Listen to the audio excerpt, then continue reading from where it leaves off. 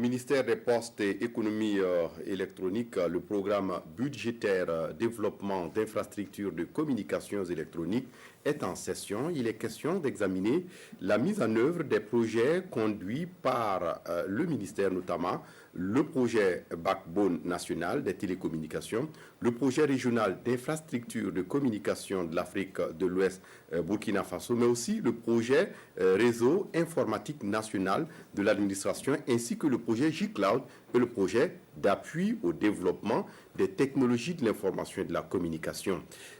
Malgré la crise sanitaire du Covid-19 au Burkina Faso, des résultats sont engagés grâce à la mise en œuvre de ces projets. Explication, Mouni Souvega. Le comité de revue du programme budgétaire développement d'infrastructures de communication électronique du département en charge de l'économie numérique tient sa toute première session de l'année 2020. 5 projets, dont le projet Backbone national des télécommunications, sont en exécution dans le cadre de ce programme budgétaire.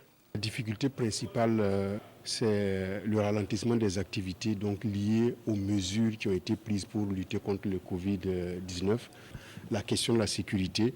Et vous savez même que sur certains de nos projets, sur le terrain, il y a eu des enlèvements de personnes. Donc tout cela amène à prendre des mesures qui résultent à un certain ralentissement dans la progression, la mise en œuvre des activités. Malgré les difficultés rencontrées sur le terrain, le département de Adja Fatimata Ouattara ne compte pas baisser la garde.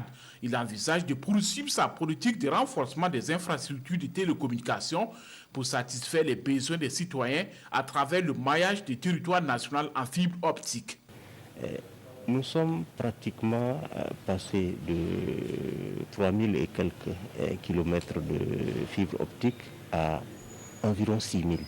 L'État a pu réaliser près de 1500 km directement et le reste, la contribution des différents acteurs comme les opérateurs, les fournisseurs d'accès Internet, etc.